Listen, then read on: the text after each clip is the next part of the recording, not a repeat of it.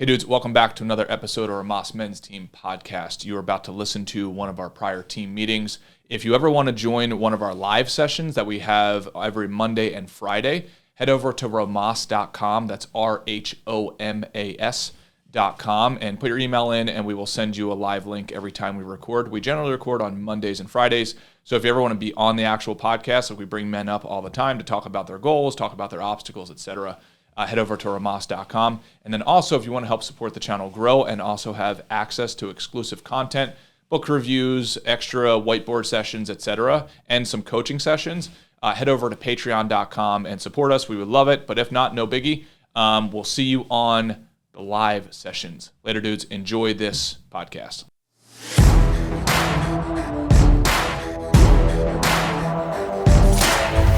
Welcome, everybody. Can't see who's actually here. So we got Nick. Welcome, Nick. Zach Blue, what's up? And then I don't know how to pronounce that other one. Shalu Pakabra. I don't know.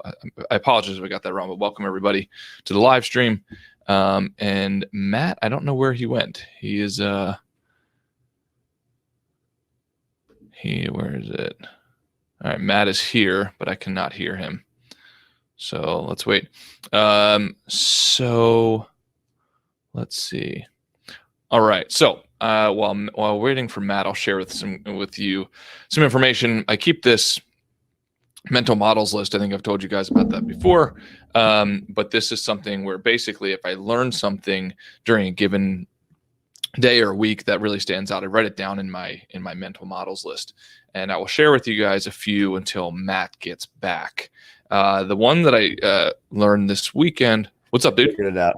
Hey, so sorry. What I have to do, if for some reason, if I like tap the edge of my computer, it takes my mic and my camera off, and I can't just turn it back on. I have to leave and come back in. So I figured that out. So nice. Well, shout out to Wes for holding down the fort, dude. I know the feeling when it comes just you. It's just like, oh God, I'm like, hey guys, Jersey Wayne's World. Jersey Wayne's World. What'd you say? Did you ever see Wayne's World when Wayne leaves and it's just Garth and he's like, I actually have not. But let me share this one thing with the guys. Sure. It's a great quote that I learned this week, and it was from Tim Grover, which Tim Grover was Michael Jordan's personal trainer. And this guy was so good. He wrote a book called Relentless, and this guy was so good that Michael Jordan, I forget what he paid him. It was something crazy. Let's say it was $1 million a year. And he said that Michael Jordan told him that he pays him as much as he does not to work with him, but for him not to work with other people, which is pretty interesting. But anyway, the quote that Tim had in his book, which was I thought was amazing. He said, "Crave the results so bad that the work is irrelevant."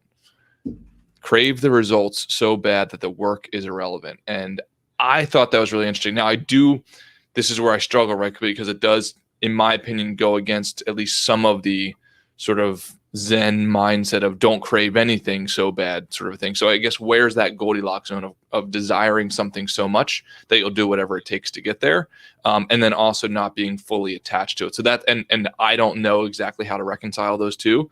I kind of pick and choose whenever it's sort of convenient for me or whenever it's workable for me.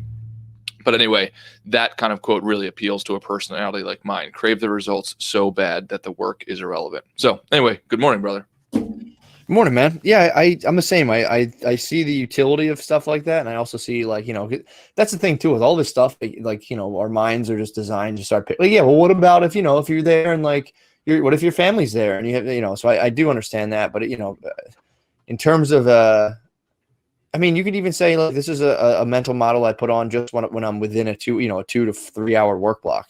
Doesn't just because it's like a mental model doesn't mean it has to be like when people hold these things up to again being like some beacon of literal truth that's just totally unassailable.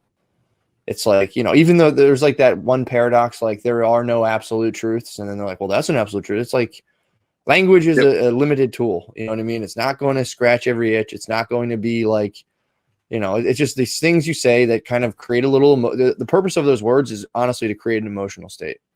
So it's so that's kind of in my opinion, that's just you think about that, you get pumped up, you work for a little bit until your mind gets distracted and goes, well, is this actually, So when people like start to be like, yeah, but what about, yeah, what, it's like, forget all that stuff, man. Just like, if that pumps you up, it's good. It works, you know, especially if you're doing something you don't like to do. That's, you know, that's a great mental model for that, you know? Right.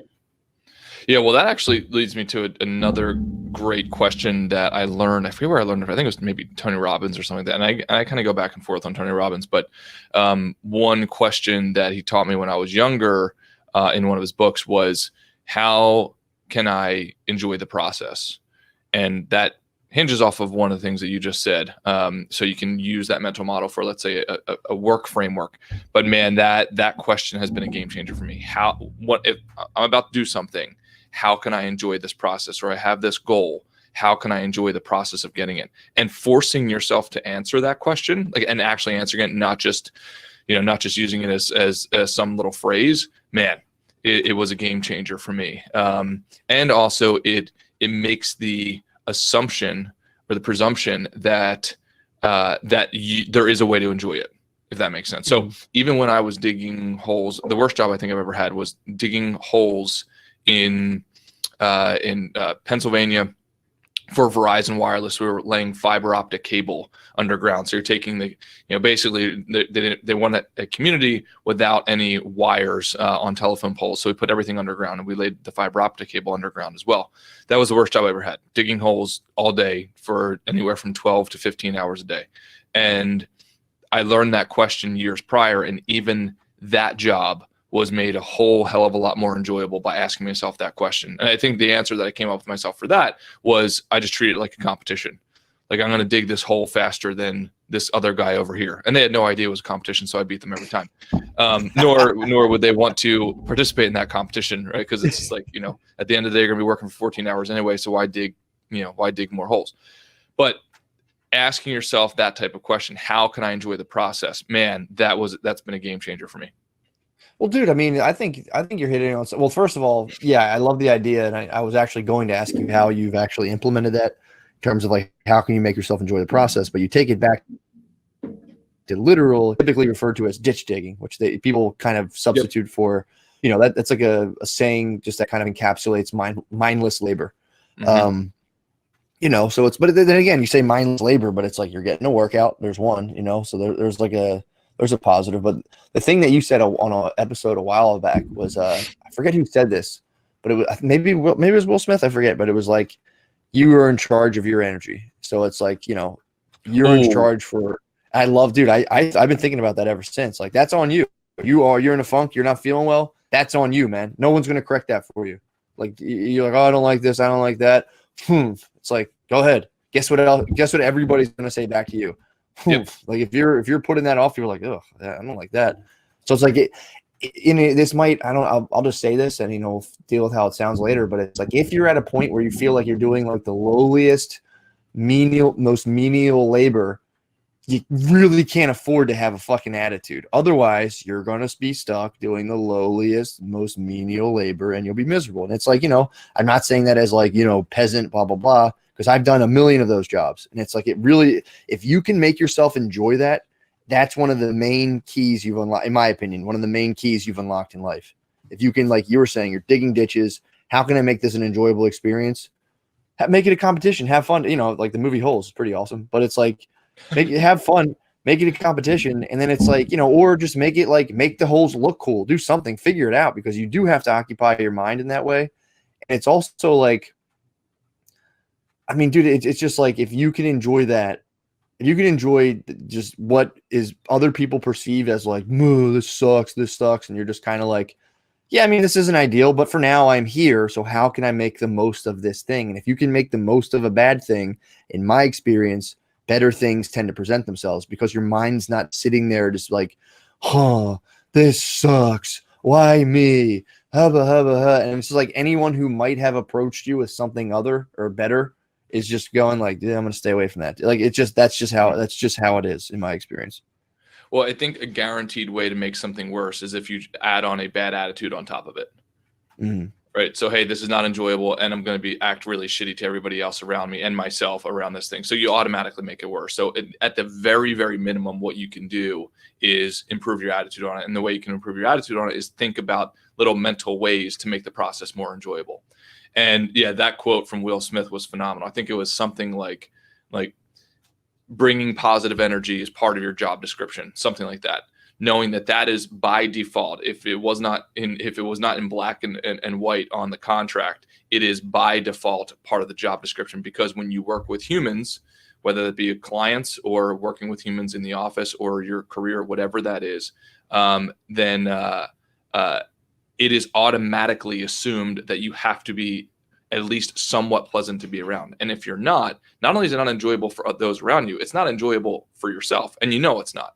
Even though it kind of feels good to feel bad, but we know that feeling bad might feel somewhat pleasurable, but not as pleasurable as actually having a positive attitude. No way.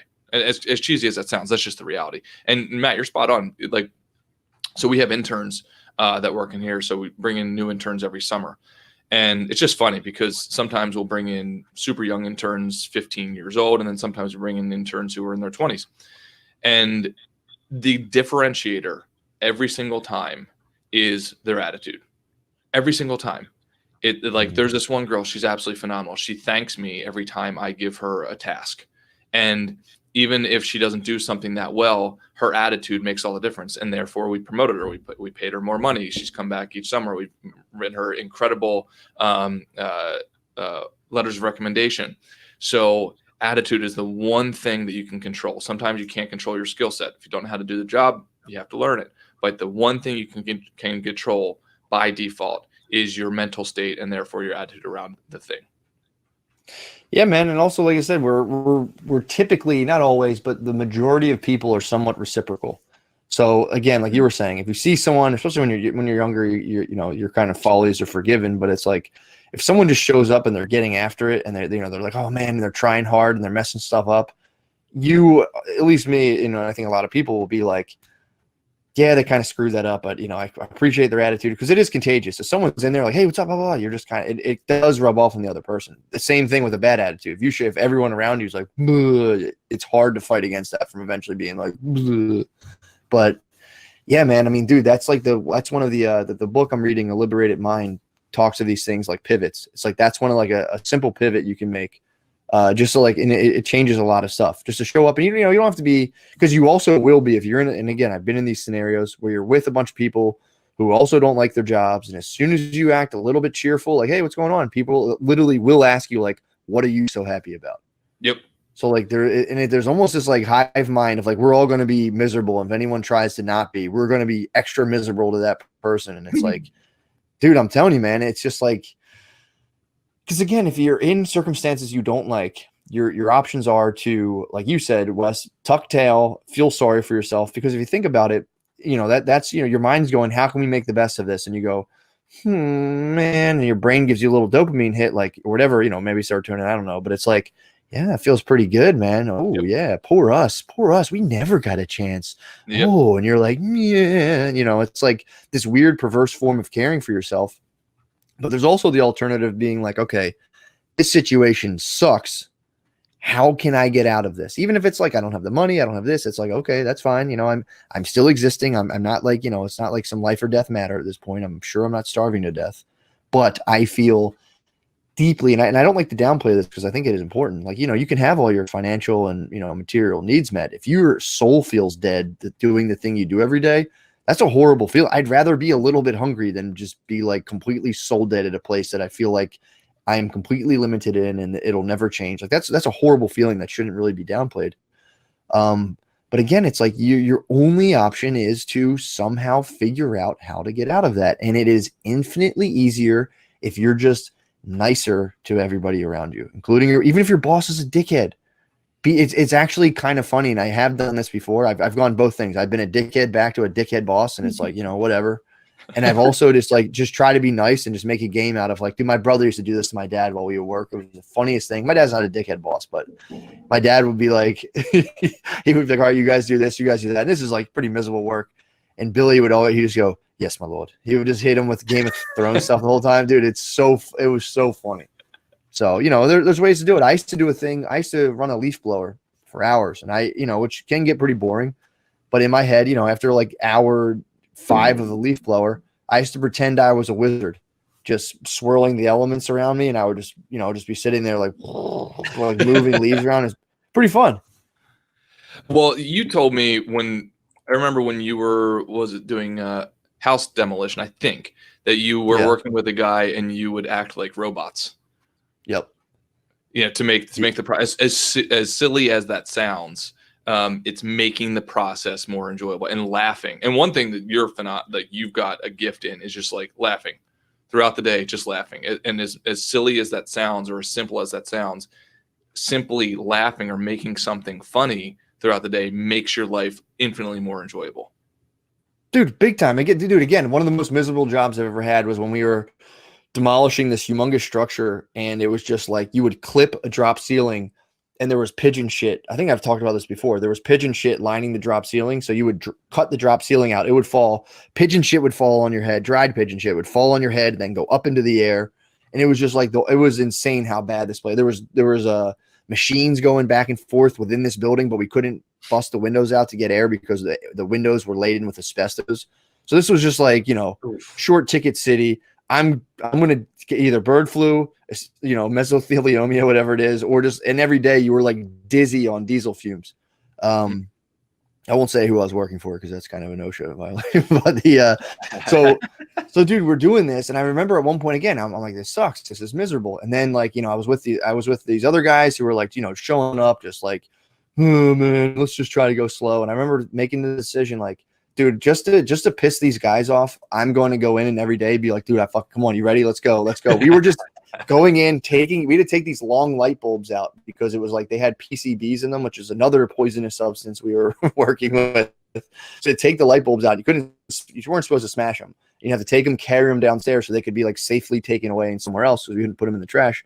And so, dude, it was just like, walk up 4 sets of stairs, load up a box of light bulbs, carry 4 sets of stairs back down. And I was with the one guy just kind of, because he was a really just like, fuck, this guy might have been the worst employee I've ever seen in my life. He was just bitching the whole time, trying not to do anything, sitting on his fucking ass, just, just trying to bullshit and, just show up and get paid for nothing, basically. The guy wasn't creating any value whatsoever. He was just trying to like suck money out of his environment and just, do nothing. So I started me and the other guy, who was actually pretty cool, we started just humping this dude, just being like, come on. We like run down the stairs. You got to keep up with me, just like, damn, I'm getting such a good workout. Damn. I mean, it fucking sucks taking light bulbs out of the ceiling and running up and down the stairs for 80 hours. Sure. But it was like, dude, I just turned it into a thing where like, dude, I'm just getting a workout right now. And dude, I had fun. I had a good time. And, it was like, it was awesome. It not awesome. It was as good as it could possibly be. And then from there, obviously I pivoted. I was like, all right, what else can I do? And just started exploring other things and taking other risks.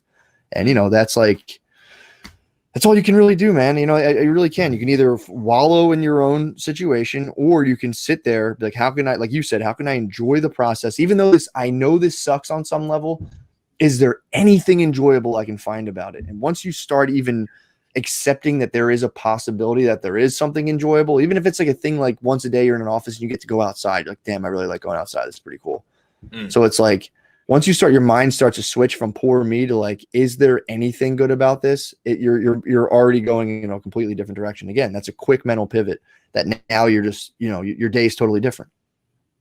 Well, and since it's Friday, I have to bring this up because let's just say, everybody listening and it's like, okay, now we've talked about, I'm doing my thing and how can I enjoy the process? And I've come up with a few things. And guys listening, I would definitely recommend write down a few things that you can actually do, like by default, hold it in a card or put it on your phone.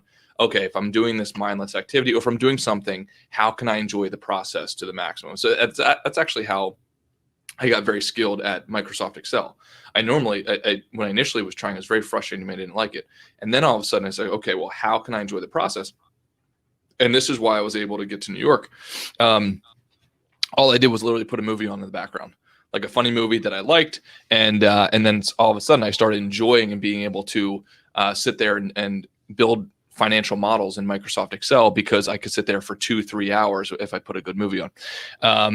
And so the other thing I want to say though about this is it's Friday, and this reminds me of something awesome that I get super pumped up for every single week. And that is, and Matt knows this restaurant, I take myself on a little man date. It's only me typically.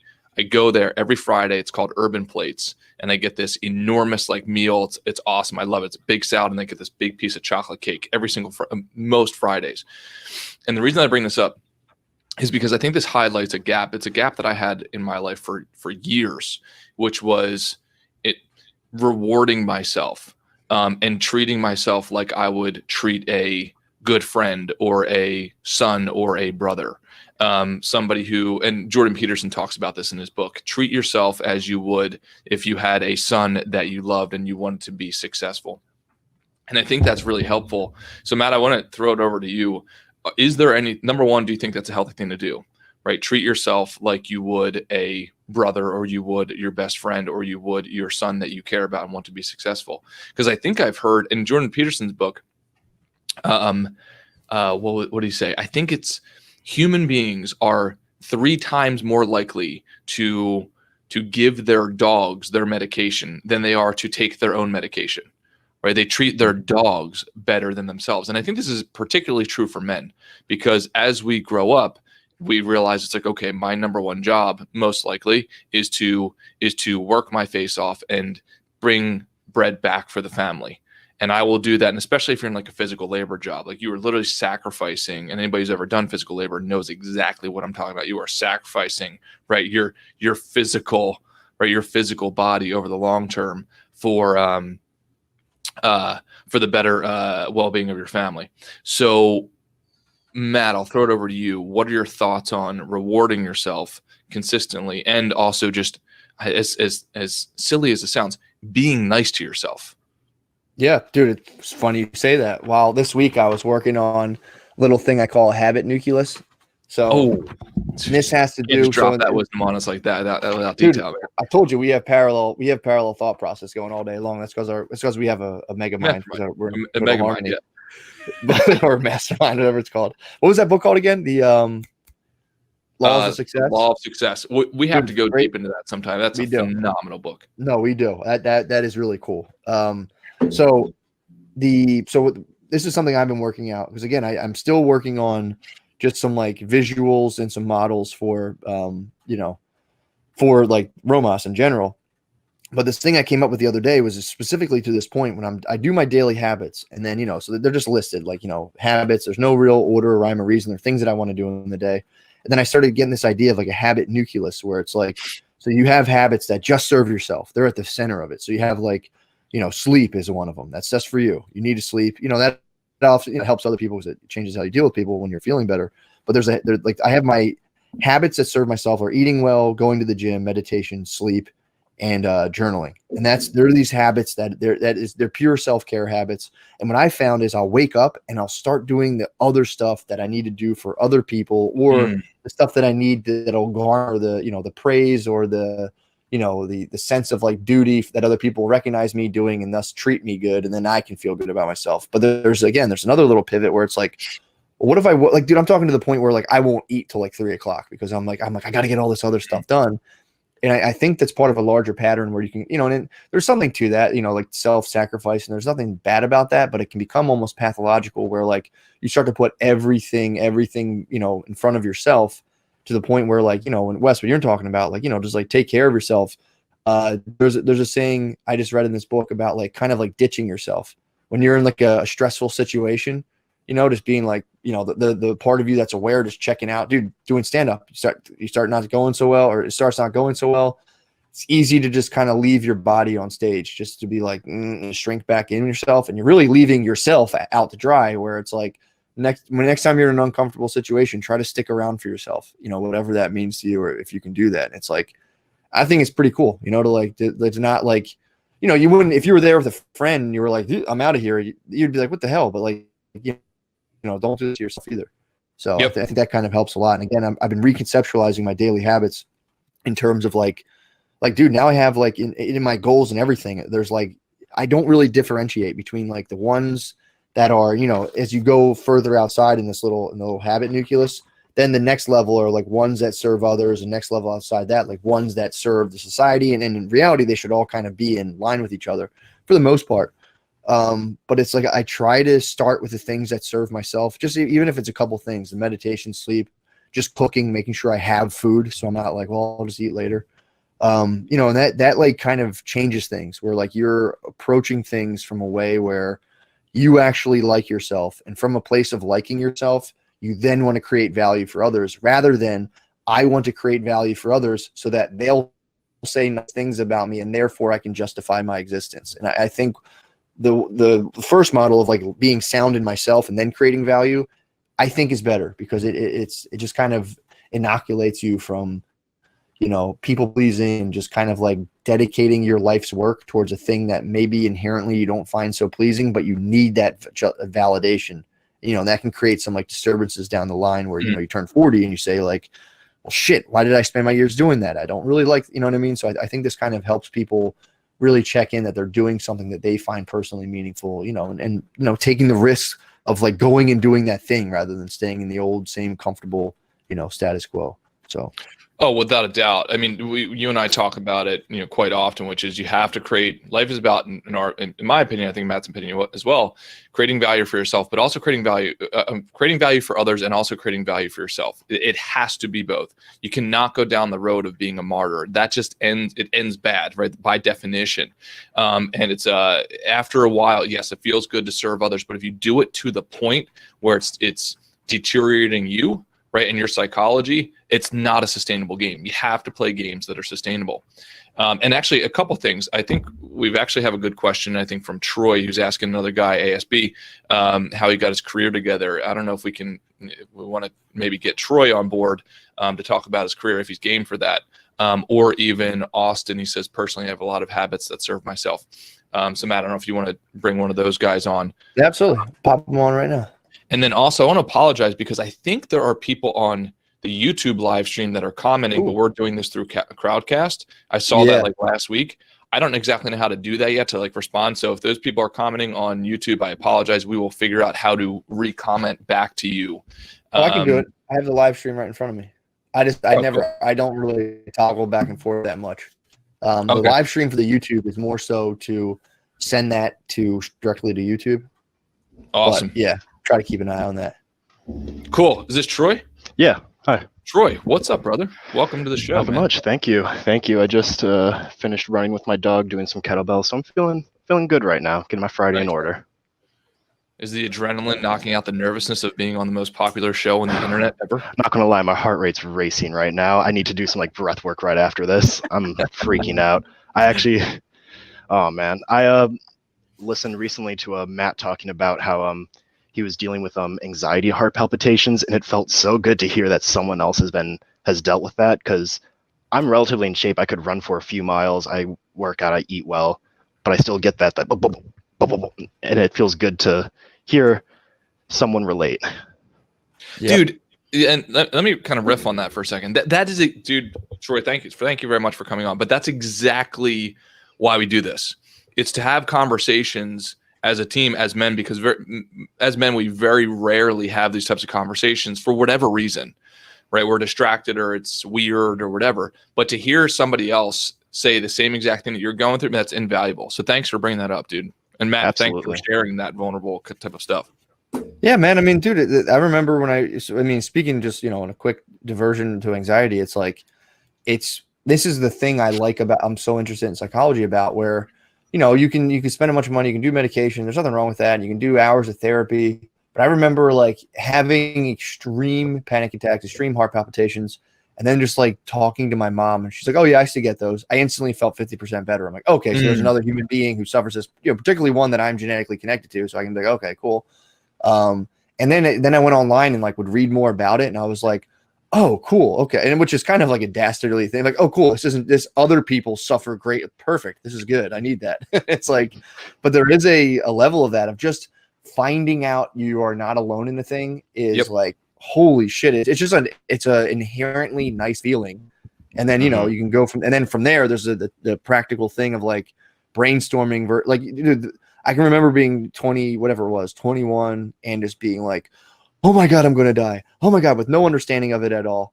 And then you start, I'm at like 34, 35. I honestly realized the other day, I genuinely don't know how old I am right now. I'm just like Dikembe Mutombo, maybe the 34, 35. It's like, like now I have perspective. So it's like I can save a person a ton of bullshit who is just entering like, oh my, what is this? I thought I was indestructible and like nothing ever would go wrong because I'm 22. And it's like, yeah, dude, get ready for get ready. Like one thing at a time starts to fucking slowly fall. And that's not a bad thing either, but it's like, I mean, depending on how you look at it, but it just really is like Wes, exactly what, to your point, is just like, the utility in simply articulating your honest core feelings, experience, and thoughts to another human being are unbelievable, because it's like either it reverberates with someone else or reverberates, whatever.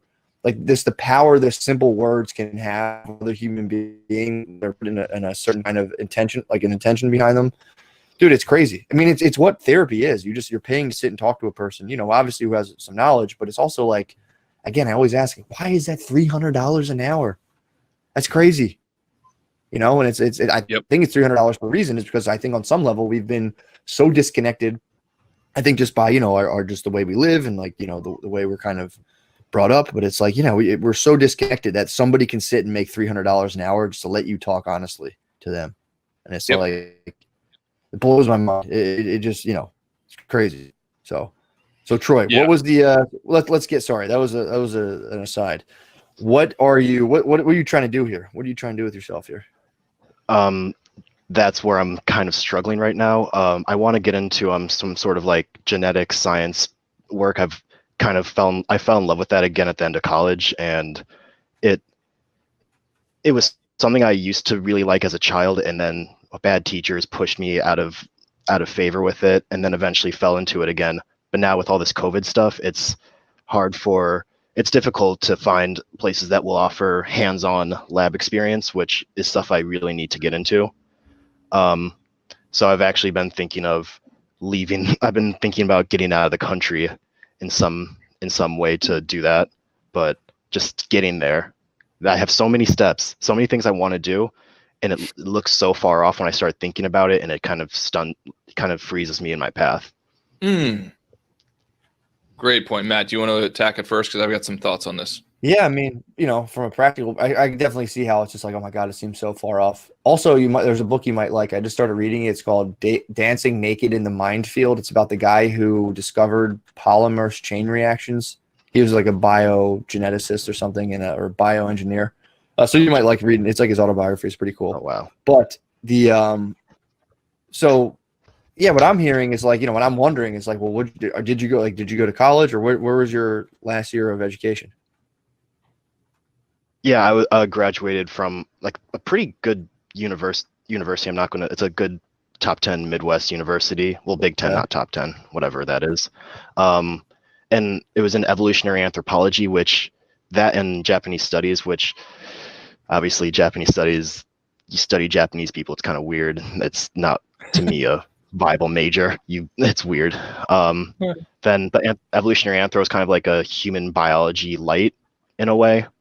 Mm-hmm. So I have some experience in that, but with the anthropology tag on it, it just puts a weird image in some people's minds, like, oh, sorry, 1 second. Damn, big time. Sorry, my dog was starting to. That's absolutely fine. But well, here's the question I'm thinking of. It's like, okay, so what? Like again, and this is kind of Wes kind of helped me do this myself, but it's like, what's like the practical? So you want to go to school for something you're really interested in. I would think of like how long have you been interested in it, and if you want to differentiate for me personally, like is this like a fleeting thing I'm into, or is this like a deep thing I've been into for a long time? And if you say no, this is something I've been into it for a long time, it's like, okay, so could you go kind of get your, like, there's sometimes a master's programs will allow you to kind of like slip in, even though you don't have like the exact kind of training. Or it's like, would you have to go back to school? And like, is the cost of school holding you up, or like, what's the thing hanging you up? Definitely cost will be an issue. That's why I was actually looking at stuff outside the US with my Japanese. So a couple other things with the Japan stuff is that, so I studied Japanese studies. My girlfriend's actually in 1 week going back to Japan to finish up her 2-year program of teaching English in Japan. And she could possibly stay there longer if she gets an extension. So I would be gone from her for 7 months, which would already suck as it is. But it would be convenient to be out there. I already know the language. I've been studying the language since high school. I know I'm decent at at speaking it. And it's useful. It would just be good. I think for myself, I think it would be good to be out there utilizing what I've learned, what I've been interested in since I was a kid. And on top of that, it's cheaper out there. It's $20,000, I think, for 2 years total. That's relatively cheap from what I think grad school is now. But yeah, That's super cheap for grad school. yeah. So you could. Yeah. Well, think about this from an integrative way. And Wes, I'm curious what you even think, but like, this is something I had to do in my life. I had a bunch of scattered ambitions and kind of things I was into.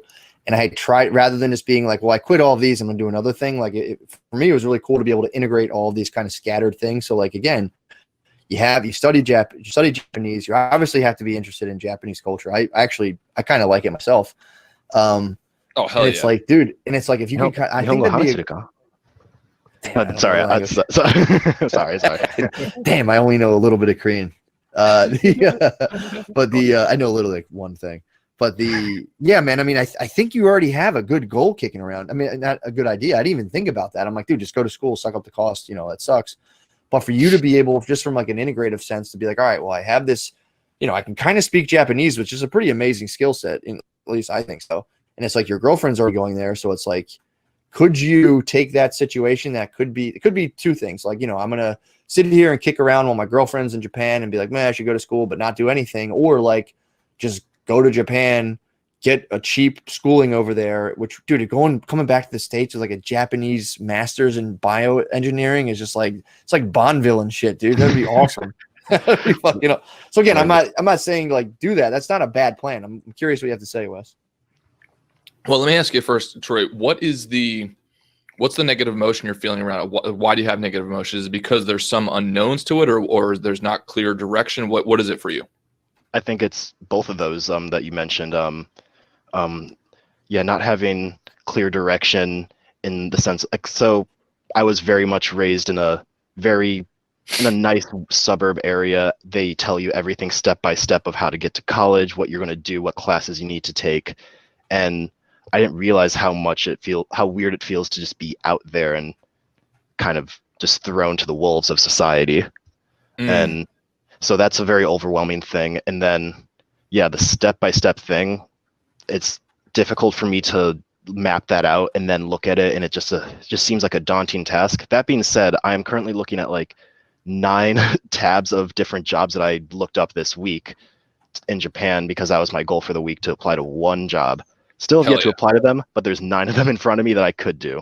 So, okay, let me ask you this: what is the Northstar goal? Like, if I had to say, if you got a magic wand in 25 years, what could you do for 25 years, and what does the end of that look like? Even though the end is a myth, just so we know that, but we don't have to go in that direction right now. What's the Northstar goal if you had a magic wand? Learning how humans can be better biologically, I guess, and health-wise. That's a big thing. That's always been a big thing, I guess, to me. Oh, yeah. So here's the thing. Number one, your Northstar goal should always be fucking enormous, right? So like if people don't look at you weird when you say your Northstar goal, then your Northstar goal is wrong.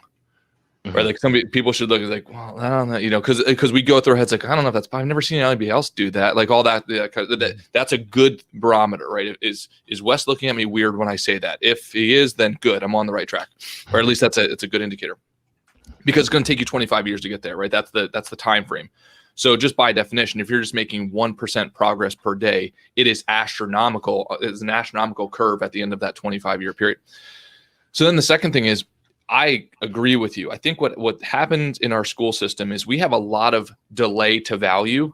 It's like, oh, go to school for 4 years minimum. Actually, it's even worse than that, right? Go to school K through 12, and then freshman through senior year in college, and then go get your master's degree and maybe even get a doctorate, etc. Your delay to value for some people is for most people is decades. And let's even say you frame it within the college framework. It's like, okay, well, I'm not going to go and produce value to society in this domain until 4 years from now. That's insane. And so then you're training the human brain just to take orders. Oh, memorize this stuff jot it back down on a test, and we're going to grade you for it. And by the way, all we're really going to show you is the red marks that you got wrong, right? So we're not even going to necessarily reward you. We're just going to tell you what you did wrong. So the school system, in my opinion, is incredibly fucked up. Like, now, I do think it's important to go through it if you have the opportunity to. Like, there are a lot of benefits to it. However, it gets the muscle in your mind of being able to identify your goals and identify how to complete those goals. You basically have no muscle at that, right? For most people going through school. So it's incredibly difficult, like you're saying, being thrown out there into the wild. And then you say, well, shit, I don't have a curriculum anymore. Does that make sense? So number one, what you're experiencing is very normal, right? The lack of curriculum, because we've been dealing with curriculum our entire life until you get out there into the quote real world. Now, one thing I would say is throw out the model of non-value production, right? Even if you go back to school, how can you produce value in that domain to others? What Matt and I are doing right now, right? If you look at my coffee mug, my coffee mug says $1 billion in AUM. I have this printed. This represents goals to me, $1 billion in AUM. My partner and I we started out at 50 million AUM about 7 years ago. We're now at 200 assets, and we're trying to get to $1 billion. I wanted to teach people about that process, like about just the underlying stuff, what I'm going through psychologically, what it actually takes to get there. That's what Matt and I are doing right now. I'm not delaying my value to you, let's just say, right, by saying, okay, 10 years from now when I get to $1 billion, or 5 years from now, then I'll teach. It's like, no, why don't I teach along the way? Why don't I share that process along the way? The internet allows you to do that, right? So you might be a little nervous because you have kind of like an eclectic background academically, but I would say, just like Matt was saying, that's what makes you unique. That's actually what makes you valuable in the marketplace. And the internet allows you to then speak to people who aspire or are on the same journey as you.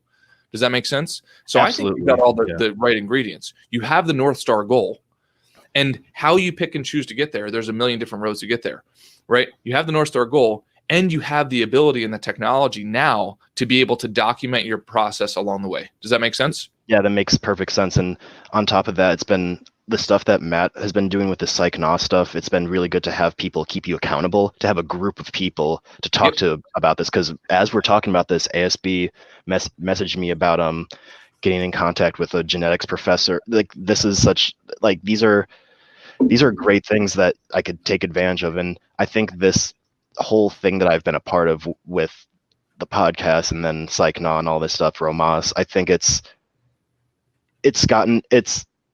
I don't like to say it's a turning point, because you never know what the fuck will happen to you. I could fall off the edge real quickly, because I have a tendency to do that. I tend to get discouraged when I get overwormed with new tasks. Welcome to the fucking club, dude. Everybody. Right? Wait, Troy, how old are you, if you don't mind me asking?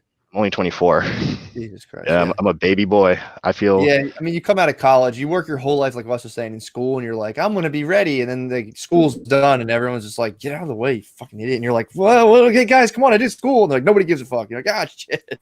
So it's like, but no, I'm sorry, I didn't even cut you off, but it's like with what you're trying to pursue, like, you absolutely do need to get that formal education. It's just, can you make that leap and, feel like you're, worthy of it, in some sense, to be like, well, I studied this and studied that. It's like, who gives a shit, dude? You can go study whatever you want. I did the same thing with social work. They were like, what's your background? It was just like half of it I left out because, you couldn't even say, but it's like, dude, my background was, I did stand-up comedy and like went to school for business, and they were like, but it's like, I had the true intention. I wanted to learn how to help people, mentally interpret the reality in a way that wasn't so stressful and painful, and help people actually live deeper, more meaningful lives. And that to me was like, oh, this is the easiest way to do it. So, if you really want to get into it, you can. It's just like the whole thing of like, am I worthy or not? It's like, just shelf that. Who cares? Just go do the thing you want to do. Let them be like, you are not worthy of, because that's not going to happen. So awesome. Thank you so much. Yeah. Yeah, man. Yeah. And dude, I mean it. Shorten the feedback loop of you providing value to other people. It does not, even if you go back to school, you do not have to delay another 2 years till you actually create value in society, and specifically in your domain, right? Come up with that. And by the way, you're not going to be spot on, right? But here's a warning that I will give you. Please, please, please put every job that you are searching for. Now, I think you said you had 9 tabs, right? Put every job that you are searching for through a filter. Is that job Am I doing that because it's a gold shiny object and it's just available and I'm gonna use the volume play? I'm gonna apply for as many jobs as possible. That's a very common thing. But just realize that your environmental stimulus is extremely powerful. So if you don't want to be whatever, if you don't want to dig holes, let's just say that's because Matt and I were talking about that, then don't go apply for a job that digging holes just because it might pay a lot of money or because it's a very quick fix. I would say once you have your North Star goal, pick jobs that are going to get you there. Now, it might not be, you might have to do 7 or 8, 9, 10 more chess moves to get to that North Star goal, obviously, because it's a 25-year goal. But make sure it's at least a logical progression in that direction, please. Because, dude, I can't tell you how many people have this vision for themselves, and then all of a sudden they get swept off by some other group, usually by applying to a job, and they go into this company, and then they get distracted from themselves and from their goals. Don't do that, right? Every step that you take, ask yourself the question that Matt says to ask, is this moving towards or away? Really simple. Is this towards my goal or away? And that directional capacity, that is so much easier than saying, I got to get this exactly right. But I can tell you, do not get it exactly wrong. You're not going to get it exactly right. Just get roughly right. But please do not get it exactly wrong by going down some gold shiny object path. Make sense? That's awesome. Yeah. And I was thinking, would the wrong be not doing it? It's no, the wrong could be going down a bad path, and that could even be worse for me then. That's 100%. That's good to know. So, but I'm not going to stay stagnant. I already looked at 2 taps. I'm I could close out of those now. I will never want to do that for more than 2 weeks. So that's perfect. Thank you so much. I got to get out of here, but thank you so much, guys. Hell yeah, man. Follow back up with us. I want to hear your progress, bud. Awesome. Absolutely. Yeah, I'll let you know. All right. Have a good one, y'all. Awesome. Yeah, I mean, dude, in simple terms, before I'm going to grab somebody else, but in simple terms, it's this is just a very conscious support system. And not just that, because there's a lot. This is what I don't like, especially about the social work / therapy industry. There's this thing where it's in terms of a therapeutic interaction, say with Troy, it would have been yeah, I could see how that's really stressful. Tell me more about that. And it's mind you, you're getting $200 an hour. But this is more of a support and nudge. It's and again, he might try that out and go, if those guys are kind of wrong, that's fine. You're still at least you've been kind of in a little direction. Whereas I feel that's traditionally what the level of supports that people have available to them are just a person who's been trained to just go yeah, I could see that being very stressful. And what would it be like if and it's just fucking cut all that bullshit out. And it's dude, what are you doing? Okay. Yeah, I felt like that too. You're not alone. You're fine. That happens. We all do that to ourselves. Okay. So what are you trying to do? Okay. Here's the steps you do. Go do them. Report back, Well, and dude, if you look at the comments, the comments are phenomenal, whether it be from ASB, from Nick, from all these guys, and they're supporting each other. I mean, that's awesome. I'm pumped. It awesome. Fucking pumps me up, dude. I fucking love this shit. So who was I'm trying to think. I'm going back now. It was Troy, and then someone was saying something about, damn, man, I forget. There was someone who was saying something about their job. They have easy ways of they put self-care into the routine all the way. Because that's what we were talking about. Which again, dude, I love that. This is a quote I heard I like a lot. If you are somebody who, let's say, procrastinates and doesn't value your time, it's typically because you don't value yourself. You know what I mean? So if you're able to just to kind of be whatever, blah, blah, blah, blah, blah. It's that's a sign of not, caring about yourself. Because again, that's your time. It's very valuable. And if you're just kind of meh, I guess, what does somebody want me to do? I'll just go do it. It's you're kind of just accepting that role on yourself. And, once you can start being this is my day, this is what I want to do with my day, it starts to slowly you can kind of emerge out of that as a more whole and purposed kind of entity, which is kind of nice. And and to your point, I completely, it gets back to our original point of self-care. And the guys are talking about it right now in the comments. Do you care about yourself? Do you value yourself? And maybe if you don't have the mental capacity right now to do that, or if for some reason you're in a mental pattern that says, I'm not worth it, act as if you are.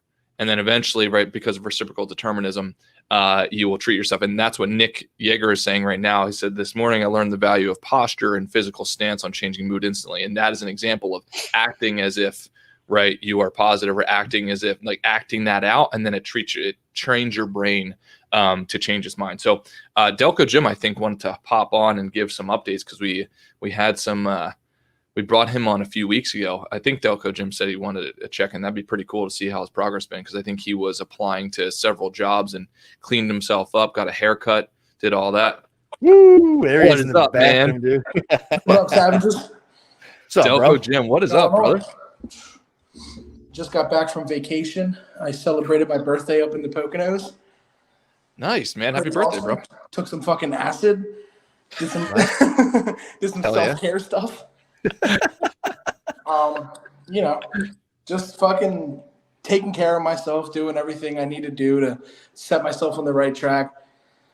I ended up like applying to like a shitload more jobs. I going back to Whole Foods for a second interview to be a fishmonger, which is what I did there before when I worked there.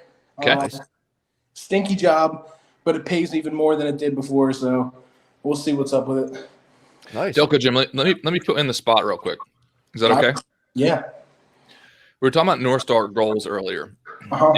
If you had to project out 25 years, because there's a quote that's saying most people overestimate what they can get done in a year, but they completely underestimate what they can get done in a decade. I think it's a really good model.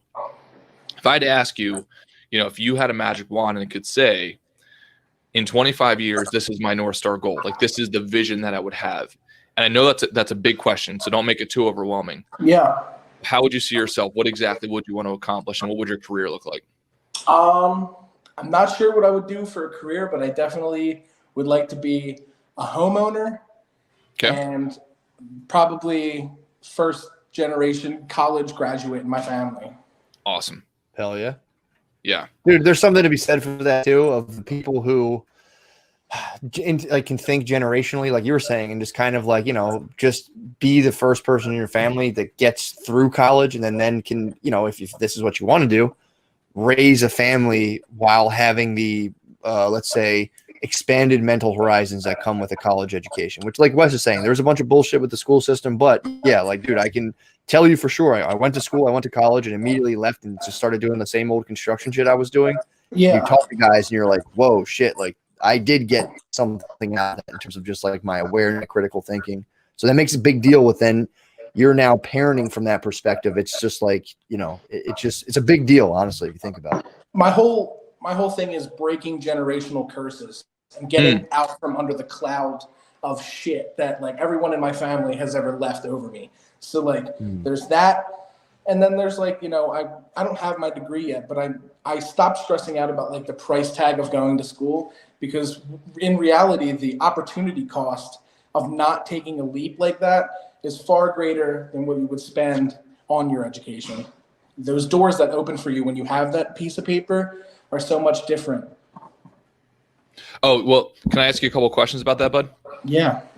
So number one, you and I have a lot in common. I have two very similar. Nobody in my family went to college. I was raised in a Filipino family. I had my great grandmom had 99 grandchildren plus great grandchildren, so a very large family. None of them went to college. One of the things that I would say, so awesome for you of having the mindset to do that. The one thing I would say is, if there's any resentment around the family, because I know that I had to deal with this personally. Try, and again, if there is, I'm not sure if there is, but look at how lucky you are to be in that position, even to have the thought, right? Like, because at some point I was a little resentful. I was like, why, how come I didn't have a family where they were putting me on the right path, or they were telling me to go to college, and like they had all this set up, but it's like I had to let go of that resentment. It's like, no. Well, thank God for my mom, because she made me do my homework, and yeah, I was relatively on my own a lot for like academics, but it's like I owe that to all of my family.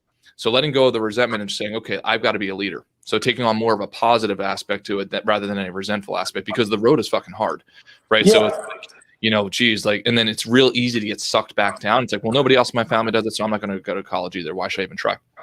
Exactly. So, yep. So that's the first thing. Now that's more of it, like the high level, right? Like, abstract thinking level. Now down to the concrete tactics. What college are you going to? Or are you currently enrolled in any class? Well, I'm probably just going to go to Delco just to save money. I basically, because I was an emancipated teenager and I I was just alone. I get like the Pell Grant, which is I think $5,700 if I'm not mistaken. towards it. So that covers pretty much almost all of it. Yep. But like my whole thing is like I let go of all that resentment that I had, like all Awesome. that like survivor's guilt. Like I was the one that got out and fucking kind of like figured myself out and got the opportunity to make something. So just like letting go of all the resentment and all that crazy shit that I was holding on to that was just poisonous for you. That's a big leap in like becoming an adult, Oh, So yeah. Sorry, just to get specific. What specifically do you think you want to go to? You say, did you know that yet or no? No, probably just get my fucking classes out of the way that I have to take in order. Gotcha. Good, man. No, that's awesome. Yeah. I think that's a great way of going at it. So get the just like general stuff done before you commit to just something on a whim. But yeah, I'll be curious to see. Like I said, right now it seems like I think this is important to consider too, because like the big looming abstract Northstar goal, I guess can seem, if someone asked me that at 24, I think I did have some semblance of it, but it's like, it was much more like kind of about myself. Like I want to be this, I want to be recognized as this. And as I've gotten older, it's just like, that stuff's always nice, but it's like, this idea of like, here's how I think I could create value. And if you can keep that in mind as you figure out what you're going to school for, I think that'll kind of suit you pretty well. And I mean, the reason I've not been in such a rush is because like I spent so much time as a kid thinking about what am I going to do to make it to the next day rather than thinking about my long-term goals. And now that like everything's kind of like switched up and my life is a lot easier now. I have like a clear head and like not a lot to worry about. It frees up a lot of, thinking. I can think for myself and figure out what I want to be. I don't feel very limited anymore. So instead of like being depressed and all that shit, I'm trying to just like go with this mania that I've kind of been on for like the last month and kind of just, tie up some loose ends and really start getting going on my path. 100%, man. And I agree with the path that you're on, at least from an academic standpoint, for sure. Go and get those general education credits out of the way for as cheap as possible, right, in community college. Phenomenal. Now, here's what I want you to do after that. Set the bar very high for yourself when you go and you apply to four-year universities. Even try, the top public university in the country is Berkeley, UC Berkeley out here in California, Northern California. Do not limit the level of the college you apply to, because what happens with college admissions is the game there is most of the time, like freshmen, right, apply to a university. But what happens is that freshman batch gets in, right, and then you have people leave. Right, so that freshman the cohort, let's say it starts out at 10,000 students, well then 2,000 drop out, right? Very few people then go and apply to get into that college in junior year, which is what you would be doing, right? If you're going to community college and then going to a four-year university, dude, it is one of the easiest ways to get into top tier universities at very low cost, and the competition is as close to zero. It's relatively zero relative to if you would have applied to that same university in freshman year. Does that make sense? Yeah, I understand that. I have friends who did it with Berkeley, Stanford, all like crazy college. They could have never gotten into prior. What is that? Yeah. That's how my friend got into Drexel. He was a terrible high school student, figured his shit out, went to Delco, got it all together, proved to himself that he could do it, and now he like writes coding languages and makes buku cash. Dude, I'm like, you'll save more than half, right, of your tuition, right? Because you might even get some scholarships, and they don't. Most of the schools at that point don't even ask for your SAT scores, and they don't even ask for your high school. It's great. It's like one of the biggest academic college hacks you could ever have. It's insane. I wish somebody would have told me that when I was going through it. Oh, it's dude, tough. Like figuring all this stuff out for myself, sort of like. Whether I'm like reading shit on the internet or like, just like hearing stuff like from people that, I work with that are in school and shit. Like, I don't know. I'm just like trying to figure it all out. It's weird. Being an adult is fucking weird. Well, hey man, it's good to see you. Good to hear that you're still on the path, and just stay on that course, man, and hop in every Monday and Friday. We're here, bro. Yeah, man. I'll see you tomorrow at Helium. All right, man. Later on. All right, brother. Later. Hell yeah, man. Dude's the man. I love them. Yeah, it'll be nice. Again, it's just nice if someone can get like I think you said before, like just watching like motivational videos. If you can just get that like 2-degree tilt at that while you're younger, man, it's just like it's just over time that kind of can drift somewhere nicer rather than saving people the, circuitous kind of route. Yep. So we're at about an hour. Do you want to check in? How'd you do this week? I'm curious. Let's do it, man. So I've got to take the walk of shame on some things. I still have not. Which is, hey, man, open Komodo here. So I did not complete the goddamn scorecard. I still have not completed that. I completed iteration 1. So I'm sorry, I'm failing you guys, but we will have a scorecard eventually, hopefully next week. Actually, we will have it next week. I'm going to recommit to this. I'm not quitting on this. So a scorecard that all of us can have. But one thing I did do this week, a random project came up for a client, and this might help some of the people listening. I was asked the question, is it better to rent a house or to buy it? And that there's actually a lot of math that goes into that. And I had to build a calculator here for the office to get a very, very specific answer, because I think in most times in finance, people make the question too general and they give the answers too general. So I built out an Excel calculator. It took me a long time to do it, creating amortization schedules, doing all these different things. So anyway, if anybody ever has a question on that, just let me know. I'll spare everybody the nerdy details, but that took up like a lot of time this week. Made a lot of progress on the 2 big cases that I'm working on. And then in terms of physical fitness, was spot on. And here's another point. So I have certain fitness goals and body composition goals right now. Matt and I are doing a weight loss competition. And yesterday I ate a whole bunch of chocolate. I ate like 5 or 6 pieces of chocolate when I only planned on eating 1. However, I'm still very much on track for my goal. So the point I'm trying to make is like that helped me realize that I don't have to, like, depending on the goal, I want to be very precise on the activity level that is essential to meet that goal. So for instance, when I'm training to go step on stage for a men's physique bodybuilding competition, I have to be 100% on. Right, like 100% on. There is no deviation. But if I'm just trying to lose a few pounds, like I think I lost like 4 pounds this week. If I'm just trying to lose a few pounds, I can have those little cheats. So I think it's a good message for all of us all to hear. Precisely match up the actions and the plan to the exact goal that you want. Because I think oftentimes if somebody says, oh, well, I want to lose weight, so all of a sudden they're only eating broccoli. It's like, well, yeah, that will you will certainly accomplish the goal by eating broccoli. However, that's probably way too strict of a plan relative to the goal that you set. Does that make sense? So just seeing it helped remind myself. It's like, okay, like I can go a little bit off the rails every once in a while if I'm just trying to lose, 5, 10, 15 pounds over the next couple months. So anyway, did that, made a lot of progress on the Rhomas stuff. I finally got all of the Rhomas episodes up on Libsyn, so people can now listen to it via podcast. So I'm sorry for that's taking me so long to do that. Just a lot of things with technological glitches and me just being silly and stupid in that area. So I made a lot of progress there. And then I'm still working on our newsletter. Now I'm working on our website. Matt once had a great point this week of building a Rhomas website so it can be more of a hub for all the stuff that we talk about. So I'm building that out right now as well. Oh yeah, dude. Appreciate that. Appreciate all the work too. Like I said, let me know if you need any help. Yeah, absolutely, man.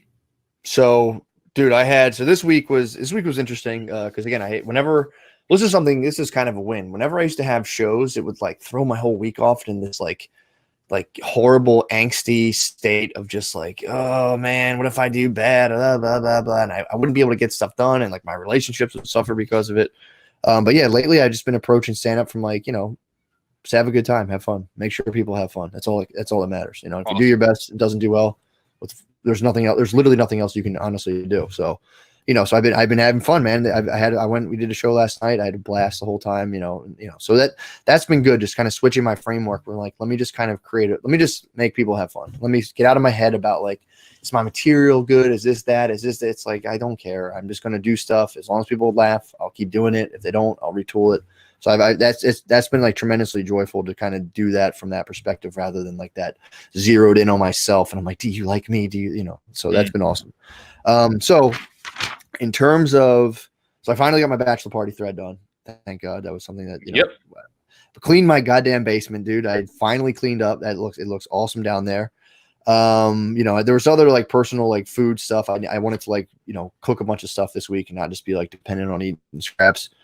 I did not get 3 chapters of my book done. The areas that I kind of sucked on were writing the book. I did get some done, and there's like the thing I'm working on right now at the risk of sounding, overly artsy. It's a pivotal scene. It's like, these are like a couple characters who are like coming together for the first time. So I put a ton of effort into that, just one chapter. So, so I don't feel too badly about that. I didn't totally slack.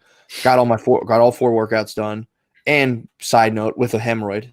So I ran, Nice. I ran about 5 miles. I was with a hemorrhoid. So, and that goes to the other, this was one of my big wins. So I'm trying to do this new thing with dieting that I try to do. I don't know how I keep getting these. I don't know. This one actually is weird. The last hemorrhoid what's going I got, on, bro? I don't know, man. I think it's just genetic, dude. The last hemorrhoid I got, it was so bad, and all I did was focus on it. Dude, it was huge. Like, it blocked my butthole. I had a fucking butthole wall that was a hemorrhoid. This one, dude, rather than obsessing over it, I got it. I felt that it was forming, and I went, whatever. And I kept business as usual. Kept running, kept doing stuff, dude. It's probably gone. I don't even know. I didn't even check. It's just like whatever. But that would have derailed me from working out before. I could have been like, oh, I don't know, dude. Smashed on my workout goals. And then the other thing I'm doing with working out and dieting right now is something I always wanted to do, where it's like I earn meat. So it's like if I run for cumulative 5 miles earns me like a 4-pack of chicken, or 4-pack of chicken thighs, like 500 push-ups, pound of beef, stuff like that. And and I almost chickened out. Like I got to, I think it was Wednesday, and I was like, just eat some meat. Dude, my energy was super low. My legs were sore as fuck. I'm like, my mind was like, you need protein, you need protein, you need protein. Mm-hmm. And I was like, dude, you got 3 more miles to run. Your legs are already tired. You're not going to get, dude. And I was like, and you have a hemorrhoid. And I was like, fuck it, dude. If this hemorrhoid's if I collapse because of this, or my legs collapse, or I pass out, I pass out. I have to know if I can actually earn my meat. Dude, I ran 3 miles, which, is as long as I pretty much really ever ran before. And it wasn't the fastest, I'm not going to lie. But it was like, I got it done. And then I went home and I just got chicken wings, and I made chicken wings and ate a couple of them. I honestly only ate like 7 of them.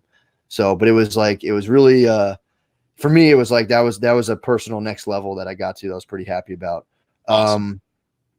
And I was also happy too. I plugged Rhomas on the main cast, which was something I feel good about. I'm always hesitant to collide like my more serious aspirations. I don't think I'm ever that serious about anything really, but it's like my more, let's just call them serious aspirations with like the comedy world. And so I have this thing like they're oil and water, Sure. But that's just a, conceptualization that I've just been like, away with this. This isn't helping anything.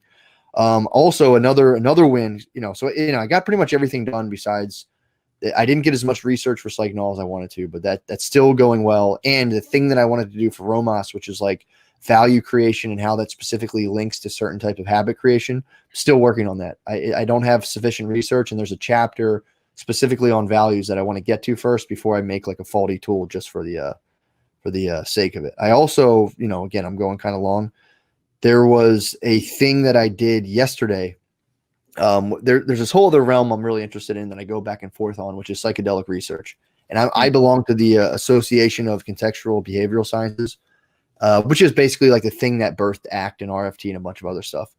Awesome. So I've been trying to figure out ways, because right now there's a ton of people who use, like medical cannabis, and I worry about, especially like grandmothers and stuff who have like cancer, and then someone's just like, here you go, here's like RSO, which is like a very, very, very concentrated form of cannabis oil, where it's like, point being is like, I want to give people the tools, if they're going that route, of how to handle their anxiety and that kind of terror in that state. And I wrote like a guide, kind of like a step 1 through 4 kind of guide to get people through that actually, and it borrows a lot from the ACT stuff.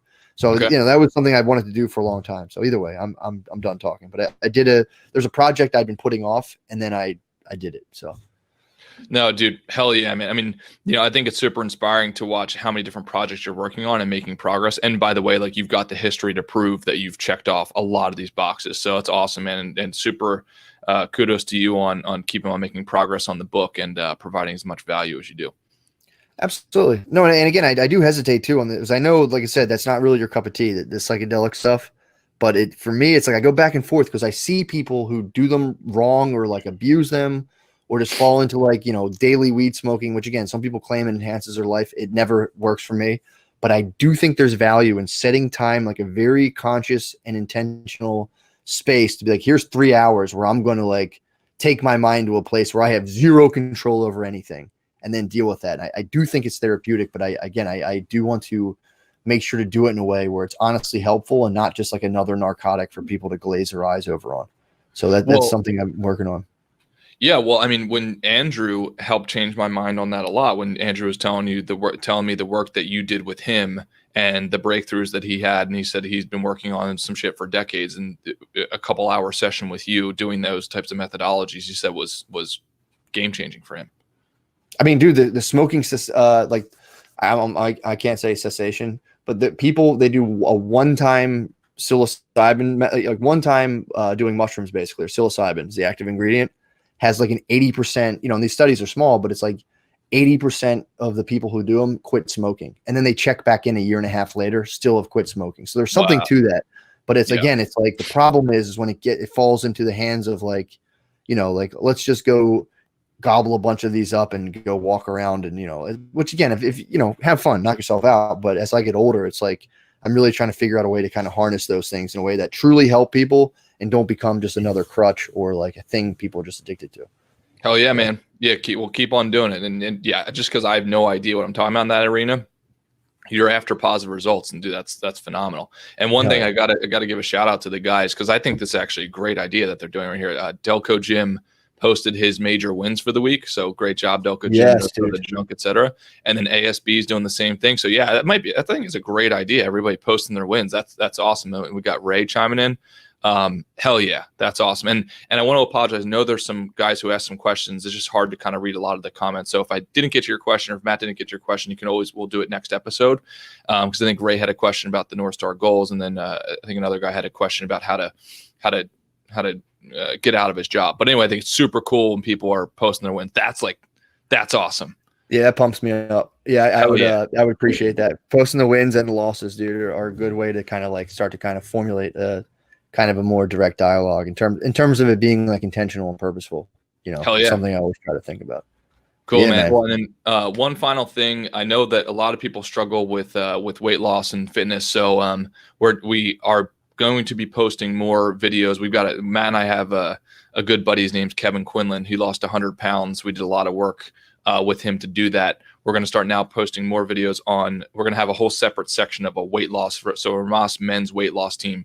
If you guys want to hop in on that, I'll be posting those videos to a YouTube account, but then it's going to be a separate podcast in Libsyn, just because of the organizational effort. So for instance, like in YouTube, you can create different playlists. So Matt and I can do our goal sessions, and then Kevin, when he's on, and Matt, we'd love to have you on there too. There can be an entirely separate playlist for men's weight loss. But when you do it in Apple iTunes and Libsyn, it doesn't allow you to create that, X and Y coordinates. Like, you have to basically create a separate show. So, so if you guys are interested in that, then great. If you have no interest in weight loss, then just skip on to the next video. So thank you guys. Matt, anything else to say, brother? No, and I think that's something I'm going to start taking a cue of doing too. Because I do have a bunch of different things that I'm interested in doing, and I like what you're doing, Wes. Of like, you have this for goal setting, another thing for weight loss. So it's like people can get as specific as they want, and I have a problem of trying to make like one thing be like 5 things at once, and that's been something I've been kind of struggling. So I think you just solved a little problem for me. But yeah, no, dude, that's it. Awesome. All right, dudes. Awesome having everybody on, and we'll see you guys on Monday. All right, later on.